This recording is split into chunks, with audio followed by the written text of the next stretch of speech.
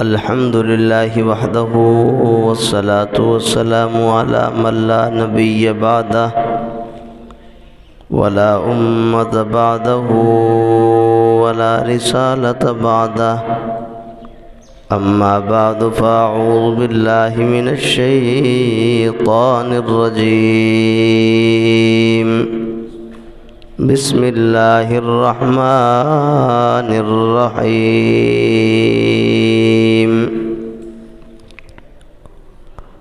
أذن للذين يقاتلون بأنهم ظلموا وإن الله على نصرهم لقدير قال تعالى في موضع آخر سبحان الذي أسرى بعبده ليلا من المسجد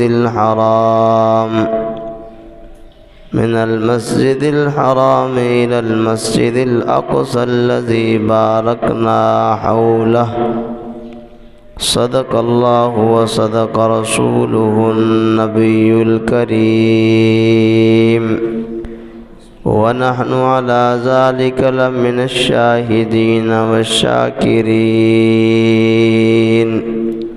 والحمد لله رب العالمين۔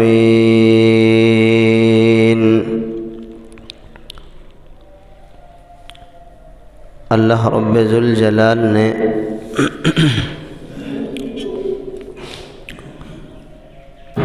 قرآن مجید فرقان حمید میں 15ویں پارے کی ابتدا میں مسجد حرام اور مسجد اقصی ان دونوں کی عظمت، فضیلت اور برتری بیان فرمائی ہے۔ بیت اللہ کو بھی تعمیر کرنے والے نبی اور بیت المقدس کو تعمیر کرنے والے بھی نبی۔ بیت اللہ کو تعمیر کیا حضرت ابراہیم علیہ السلام نے، اور بیت المقدس کو تعمیر کیا حضرت سلیمان علیہ السلام نے۔ وہ بھی نبی اور یہ بھی نبی۔ اور بیت اللہ کی آبادی کا ذریعہ بنے حضرت ابراہیم علیہ السلام کے بیٹے حضرت اسماعیل علیہ السلام، اور بیت المقدس کی آبادی کا ذریعہ بنے حضرت ابراہیم علیہ السلام کے بیٹے یعقوب علیہ السلام۔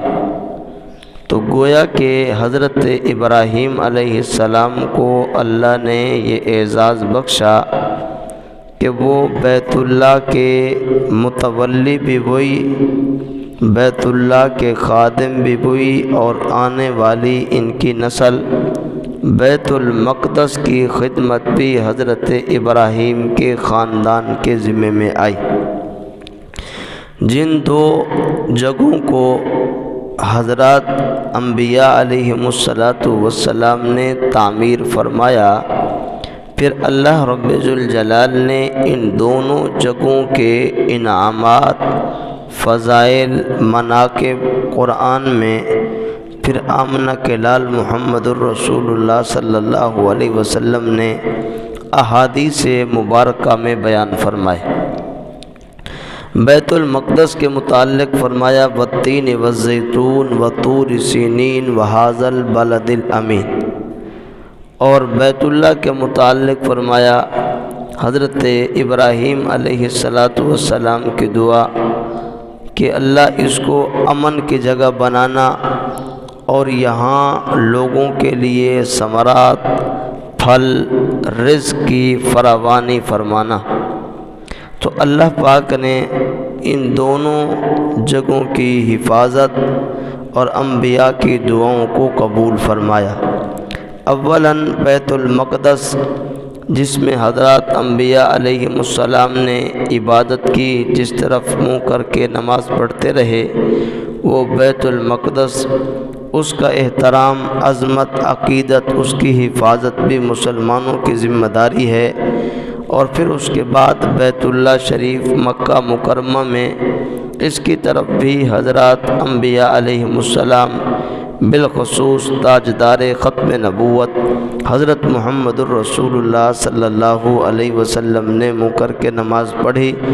اس کی عظمت، اس کی حفاظت، اس کا تقدس، یہ بھی مسلمانوں کی ذمہ داری۔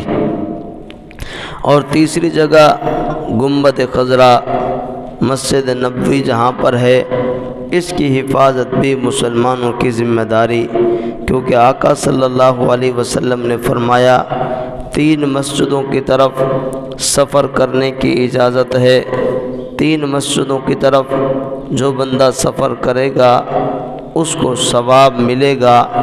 پہلی مسجد مسجد حرام یعنی بیت اللہ شریف، دوسری مسجد مسجد نبوی جہاں پر روضہ رسول بھی موجود ہے، تیسری مسجد مسجد اقصی یعنی بیت المقدس یا بیت المقدس۔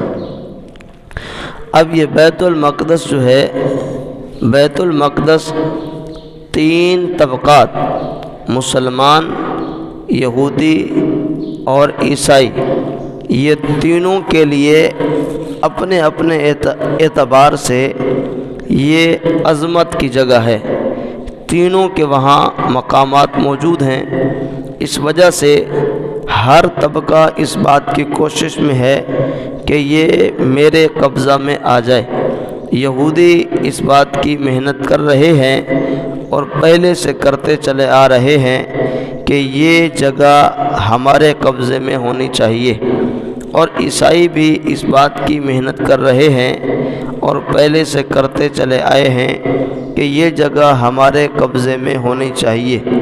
اور مسلمان کا تو حق ہے کہ مسلمان اس جگہ کو اپنے قبضے میں رکھے، اس کی حفاظت کرے، کیونکہ احادیث مبارکہ میں، قرآن مجید میں اس کے فضائل، مناقب بیان ہوئے ہیں۔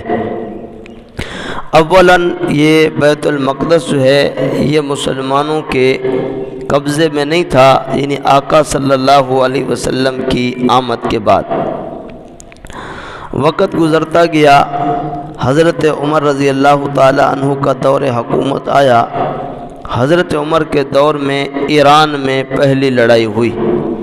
ایران میں جب لڑائی ہوئی تو اللہ رب ذوالجلال نے حضرت عمر رضی اللہ تعالی عنہ کو فتح نصیب فرمائی۔ ایران میں حضرت عمر رضی اللہ تعالی عنہ کا غلبہ ہوا۔ حضرت عمر نے پہلے ایران کو فتح کیا۔ پھر اس لڑائی میں خیر احوال بھی آئے۔ ایک واقعہ یہ بھی پیش آیا، ایک صحابی رسول ہیں جن کا نام نام ان کا عبداللہ ہے، کہتے ان کو حذیفہ سہمی، یہ نام ہے ان کا۔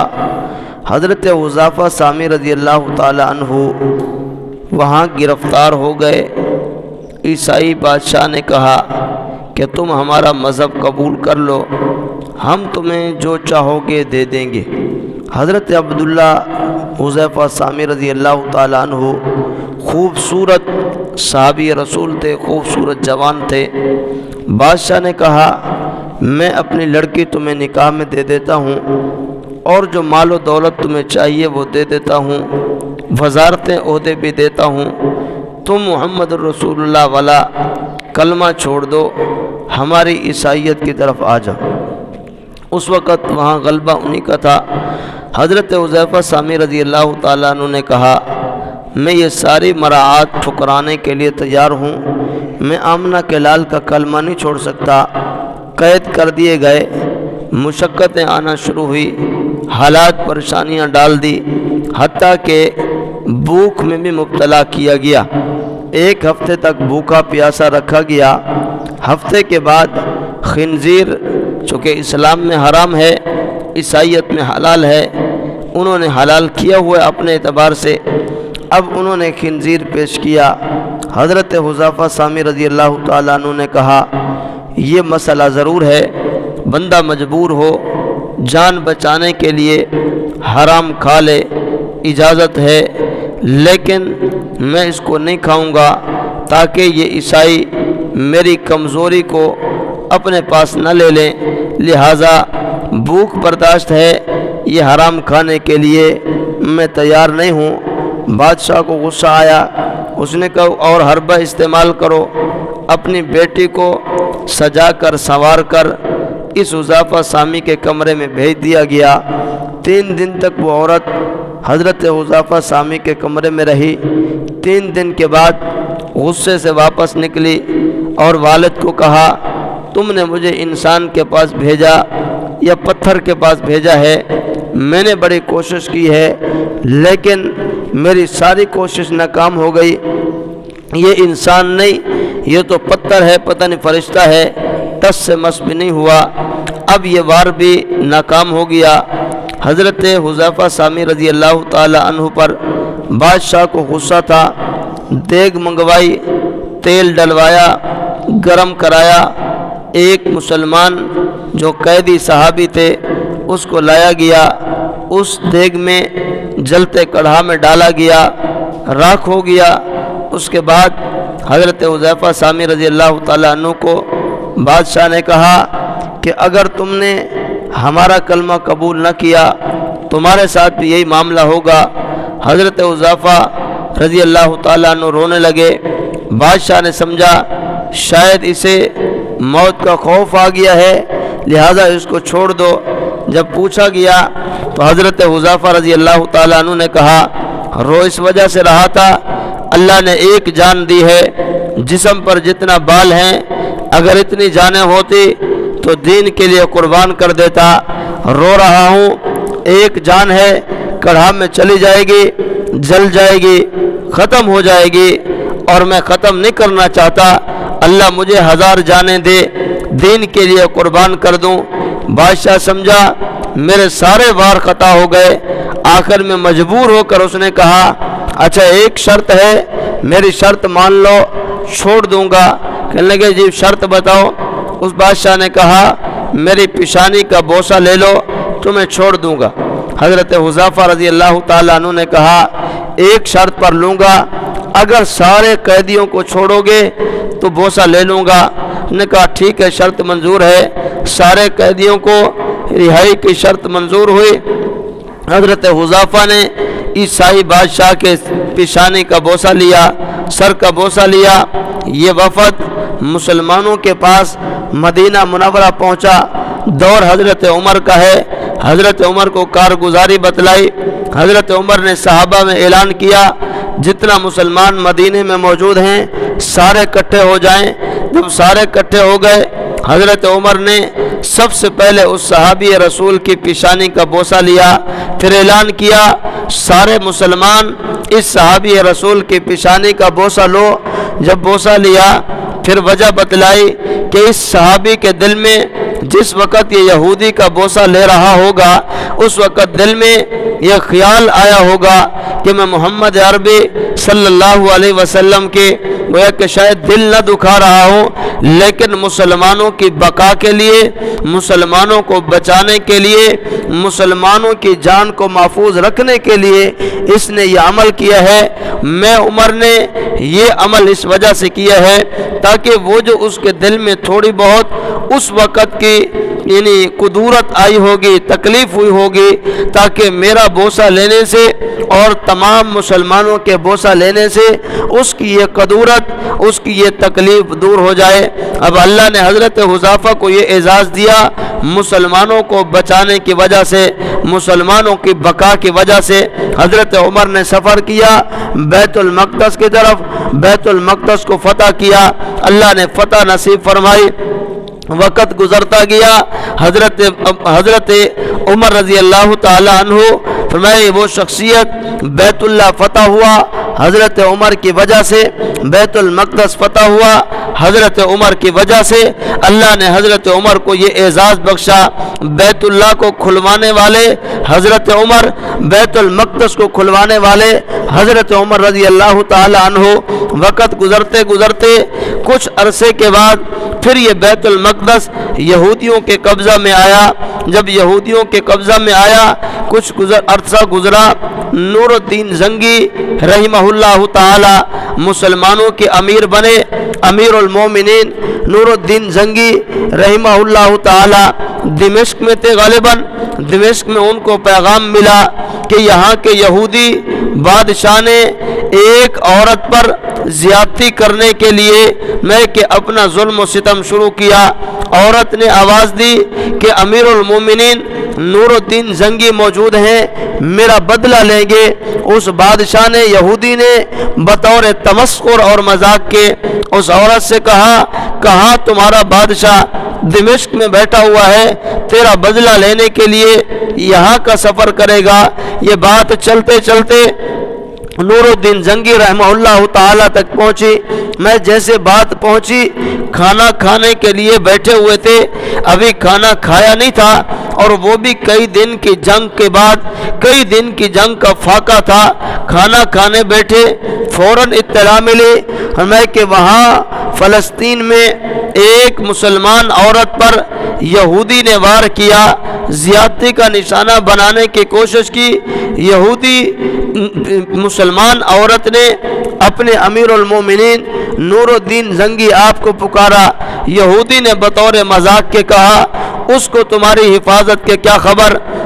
امیر المومنین نور الدین زنگی رحمہ اللہ نے کھانا وہی چھوڑا، پانی وہی چھوڑا، قسم اٹھائی میں کہ اللہ اس وقت تک پانی نہیں پیوں گا جب تک مسلمان بیٹی کا بدلہ نہیں لوں گا۔ لشکر تیار ہوا، 20,000 کا لشکر اسی وقت سفر شروع کیا، بیت المقدس کے اسی علاقوں میں چڑھائی کی اور اس یہودی تک پہنچے، اور جب پہنچے گرفتار کیا۔ گرفتار کرنے کے بعد فوراً پانی منگوایا، پانی پینے لگے۔ سائل نے سوال کیا میں کہ آپ نے پہلا کام اس کو گرفتار کرنے کے بعد پانی کیوں منگوایا ہے؟ نور الدین زنگی نے جواب دیا میں نے جس وقت یہ پیغام مجھے ملا تھا، میں کھانا کھانے بیٹھ رہا تھا، میں نے قسم اٹھائی تھی جب تک اس مسلمان عورت کا بدلہ نہیں لوں گا اس وقت تک پانی نہیں پیوں گا۔ آج میں نے بدلہ لے لیا ہے اور میں پانی پی رہا ہوں، میں نے بدلہ لے لیا ہے، میں پانی پی رہا ہوں۔ یہ اس وقت کے مسلمان حکمران تھے نور الدین زنگی رحمہ اللہ تعالی۔ یہ وہ امیر المومنین ہے جس کو اللہ کے نبی صلی اللہ علیہ وسلم کی خواب میں زیارت ہوئی۔ میں کہ میں رات کو سویا ہوا تھا، خواب میں اللہ کے حبیب صلی اللہ علیہ وسلم تشریف لائے۔ میں کہ نور الدین زنگی ہمیں 2 کتے پریشان کر رہے ہیں۔ نور الدین زنگی کہتے میں اٹھا، بیدار ہوا، پھر سمجھا میرا خیال ہوگا، کوئی ایک خواب ہوگا، پھر میں سویا۔ دوسرا دن گزرا، پھر وہی خواب آیا۔ تیسرا دن گزرا، پھر وہی خواب آیا۔ میں نے علماء کو اکٹھا کیا، اسی طرح واقعہ ہوا ہے۔ تیسری رات ہے، آمنہ کے لال محمد الرسول اللہ صلی اللہ علیہ وسلم مجھے خواب میں آ رہے ہیں اور کہہ رہے ہیں کہ مجھے 2 کتے پریشان کر رہے ہیں۔ نور الدین زنگی رحمہ اللہ تعالی نے علماء سے مشاورت کی۔ مشاورت کرنے کے بعد میں کہ مشورہ یہ ہوا مدینہ منورہ جایا جائے، مدینہ منورہ پہنچ کر ایک دعوت کی جائے، دعوت میں سب لوگوں کو بلایا جائے، پتہ چل جائے گا ماجرا کیا ہے، معاملہ کیا ہے۔ وہ شکلیں بھی دکھائی گئی۔ نور الدین زنگی بادشاہ مدینہ منورہ پہنچا، اس نے ایک عام دعوت کا اعلان کیا جس میں یہ حکم دیا مدینہ اور مدینے کے اطراف کے کوئی بندہ بھی اس دعوت سے خالی نہ رہے، سب لوگ اس دعوت میں آئیں۔ میں اعلان ہو گیا، لوگ دعوت پہ آنا شروع ہوئے۔ نور الدین زنگی رحمہ اللہ تعالی باہر جہاں سے لوگ داخل ہو رہے تھے ایک راستہ متعین کیا داخل ہونے کا، اسی دروازے پر کھڑے ہو گئے، ہر ایک کی شکل کو دیکھتے رہے، لیکن وہ 2 شکلیں وہ جو چہرے دکھائے گئے تھے وہ چہرے نظر نہیں آئے۔ پوچھا سارے لوگ آ گئے؟ جی سارے لوگ آ گئے۔ میں کہ ابھی لوگ کوئی نہ کوئی باقی ضرور ہیں۔ جب جانچ پڑتال کروائی پتہ چلا دو بڑے بزرگ رہتے ہیں، بڑے اللہ والے ہیں، وہ کسی کی دعوت پر نہیں جاتے۔ نور الدین زنگی کو پتہ چل گیا کہ لگتا یہی ہے کہ وہ دو بڑے بزرگ جو بنے ہوئے ہیں وہی دو بزرگ ہوں گے۔ پھر ان کو بھی حکماً بلوایا گیا۔ لوگوں نے کہا وہ آتے نہیں ہیں، کسی کی دعوت پر نہیں جاتے۔ جب حکم دیا فوج ان کو پکڑ کر لے آئی تو کیا دیکھتے ہیں، جن شکلوں کو اللہ کے نبی صلی اللہ علیہ وسلم کے خواب میں کتوں کی صورت میں دکھایا گیا تھا یہ وہی شکلیں تھیں۔ نور الدین زنگی بادشاہ پریشان ہو گیا، کہا کہ جاؤ ان کے اس مکان کی تلاشی لو، دیکھو۔ اب کیا دیکھتے ہیں، مکان میں انہوں نے مسلح بچھایا ہوا ہے، مسلح کے نیچے خندق انہوں نے کھودی ہوئی ہے۔ رات دن بھر خندق کھودتے ہیں، رات کو مٹی اٹھا کر پہاڑوں میں ڈال آتے ہیں۔ اب وہ خندق جب دیکھی گئی، کرتے کرتے وہ خندق گنبد خضرا کے جہاں پر روضہ رسول ہے ان کی قبروں کی تہ تک وہ پہنچی ہوئی تھی، اور تھوڑی ہی دیر بعد صرف پاؤں ظاہر ہونے والا تھا۔ اب یہ کون لوگ تھے؟ میں کہ یہ ایرانی لوگ جنہوں نے یہ پلان بنایا تھا کہ حضرت ابو بکر حضرت عمر کی میتوں کو یہاں سے نکال کر ان کو سائڈ پر ڈالا جائے، تاکہ مسلمان جو دعویٰ کر رہے ہیں کہ حضرت ابو بکر اور حضرت عمر حضور پاک صلی اللہ علیہ وسلم کے ساتھ آرام فرما ہے، اور یہ دعویٰ کریں گے، ہم ان کے دعوے کو توڑ دیں گے، ہم کہیں گے جاؤ دیکھو اگر یہاں پر یہ میتیں موجود ہیں تو ہم جھوٹے ورنہ تمہارا دین جھوٹا۔ اب جب یہ منصوبہ سامنے آیا، جب منصوبہ سامنے آ گیا، نور الدین زنگی بادشاہ نے ان کو برسرے عام ان کو پھانسی کی سزا دی۔ پھر اس کے بعد کیا کیا، مدینہ منورہ میں روضہ رسول کے ہر طرف ایک دیوار کھڑی کی، کنکریٹ کی دیوار، سیسا پلائی ہوئی دیوار، اس طرف ساری طرف سے پانی کے تہ تک، اور اس کا پورا گنبد بنایا کہ اس گنبد خضرا کے جہاں وہ قبور مبارک ہیں وہاں تک اب اس کے بعد کوئی جا نہیں سکتا۔ اس نے اس کو بالکل بند کرا دیا، اور بالکل زمین کی تہ تک یہ ساری کی ساری بھرائی ہوئی ہے، تاکہ اس کے بعد کسی دشمن کو آقا صلی اللہ علیہ وسلم اور ان کے یاروں کو تکلیف دینے کی نوبت نہ آئے۔ یہ نور الدین زنگی بادشاہ ہے، اس نے بیت المقدس کی جو جنگ چھیڑی، سلطان صلاح الدین ایوبی نور اللہ مرکزہ، یہ اس کا خاص جانشین تھا۔ نور الدین زنگی کے انتقال کے بعد سلطان صلاح الدین ایوبی آگے آیا، اللہ نے اس سے کام لیا، بیت المقدس فتح ہوا، بیت المقدس کی اللہ نے فتح کرائی۔ پھر ایک لمبا عرصہ تک یہ بیت المقدس مسلمانوں کے پاس رہا۔ خلافت عثمانیہ کے اختتام تک بیت المقدس مسلمانوں کے پاس تھا۔ خلافت عثمانیہ کے بعد جب یہاں انگریز برطانیہ میں آیا 1700 کچھ میں، تو وہاں یہودی بھی اس فلسطین کے علاقے میں اپنی گزر بسر کے لیے انہوں نے کچھ مکانات کرائے پر لے، جگہ کرائے پر لی، لیکن کرتے کرتے جس طرح انڈیا میں آ کر برطانیہ نے جو طریقہ اختیار کیا پورے برطانیہ پر چھائے، پھر وہ پورے ہندوستان پر، اسی طرح یہودی بھی فلسطین میں داخل ہوئے اور انہوں نے بھی پورے فلسطین پر قبضہ جما کر بالآخر بیت المقدس پر بھی قبضہ کر لیا۔ بیت المقدس اس وقت تک بھی انہی لوگوں کے پاس رہا۔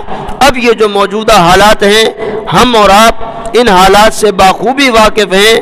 دن اور رات، صبح اور شام ان لوگوں پر جو حالات گزر رہے ہیں وہ ہماری آنکھوں سے اوجھل نہیں ہے۔ ہزاروں کی تعداد میں بچوں کو شہید کیا گیا ہے، نہ کہ ہزاروں کی تعداد میں نہ کہ نوجوان شہید ہو رہے ہیں، عورتوں نے اپنی قربانی دی، حتیٰ کہ ہسپتالوں پر بھی انہوں نے راکٹ اور بم بلاسٹ کیے ہیں، جس کی وجہ سے زخمی لوگوں کا بھی، زخمی جو مسلمان بیچارے ہسپتالوں میں آئے ہوئے تھے ان کو بھی بیچاروں کو انہوں نے مزید نقصان پہنچایا۔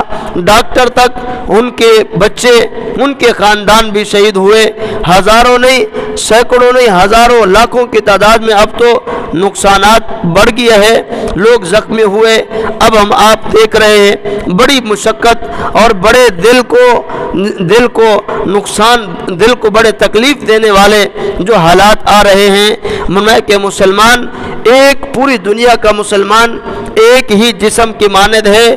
اگر ایک دنیا کے کونے میں مسلمان کو تکلیف ہو، دوسرے کونے والا مسلمان اس تکلیف کو اپنی تکلیف نہ سمجھے، اس غم کو اپنا غم نہ سمجھے، اس پریشانی کو اپنی پریشانی نہ سمجھے، تو یہ مسلمان بے حس مسلمان ہے، اس کی حس نہیں ہے۔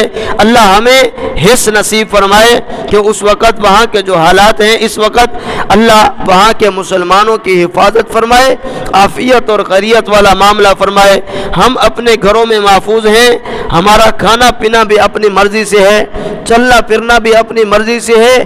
وہاں کے مسلمان اس وقت لہولہان ہیں، نہ کھانا نہ پانی بھی بند ہو چکا، کھانے کا بھی انتظام نہیں، باہر انہوں نے پہرا لگایا ہوا ہے۔ دائیں بائیں ممالک والے بھی ابھی تک وہاں تک اپنا مال پہنچانے کے لیے، مالی تعاون پہنچانے کے لیے مشکلات سے سفر کر رہے ہیں، بڑی مشکلات اور پریشانی ہے ان کے لیے۔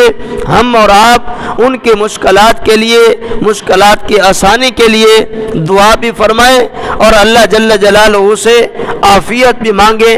اور دوسرا کام یہ ہے، جہاں یہودیت مسلمانوں کے بچوں کو وہاں گاجر مولی کی طرح ذبح کر رہے ہیں، وہاں ان کی جو مصنوعات ہیں، یہودیت کی بنائی ہوئی جو چیزیں ہمارے ممالک میں ہیں، ہم کم از کم ان چیزوں کو اپنے کاروبار میں نہ لائیں، اپنے استعمال میں نہ لائیں، تاکہ ہم ان کو نقصان پہنچانے میں جس درجے کوشش کر سکتے ہیں اس درجے ہم کوشش کریں، باقی معاملہ اللہ پر چھیڑیں۔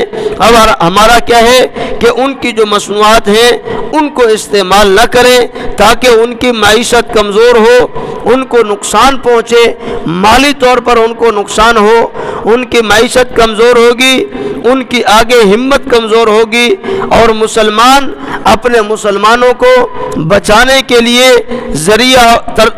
ترقی کا ذریعہ بنیں گے۔ اللہ ہمیں ان مسلمانوں کی حفاظت کا، ان مسلمانوں کو بچانے کا، ان مسلمانوں کو نقصان سے دور کرنے کا جو ذرائع واسطے ہیں، جو اسباب ہیں، ہم جتنا کچھ کر سکتے ہیں اللہ ہمیں کرنے کی توفیق نصیب فرمائے۔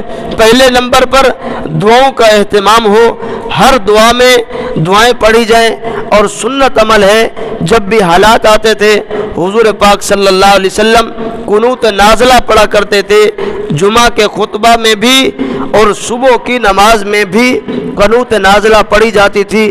انشاءاللہ ہم بھی اسی خطبہ میں قنوت نازلہ بھی پڑھیں گے اور آپ حضرات آمین کہیں گے۔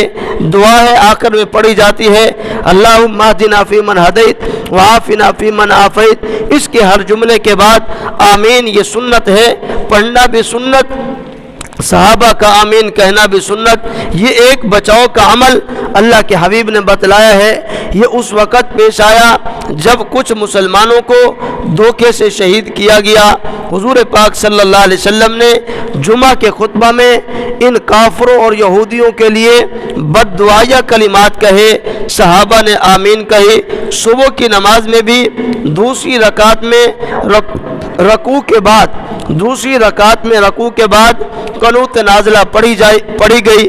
ان حالات کی وجہ سے اب بھی بہت سارے مساجد میں بہت سارے علماء کرام، مفتی تقی عثمانی صاحب دامت برکاتہم العالیہ، اسی طرح جید علماء کرام نے اس عمل کو شروع کرایا ہوا ہے۔ یہ عمل ہمیں کرنا چاہیے، اسباب کے درجے میں قنوت نازلہ، اور دوسرے نمبر پر بھی مالی تعاون۔ اب مالی تعاون ہم کیسے کریں؟ اس وقت بڑی بڑی تنظیمیں، بڑی بڑی جماعتیں وہ فنڈ اکٹھا کر رہی ہیں، ہم ان کے ساتھ اپنا حصہ ملائیں۔ جیسے وہ بڑھیا حضرت یوسف علیہ السلام کو خریدنے کے لیے گٹھڑی لے آئی تھی، اور وہ گٹھڑی بھی کپاس کی سونے کے مقابلے میں، تو اس نے کیا کہا تھا، میں اپنا حصہ پیش کر رہی ہوں تاکہ قیامت کے دن یوسف علیہ السلام کے خریداروں میں میرا بھی شمار ہو جائے۔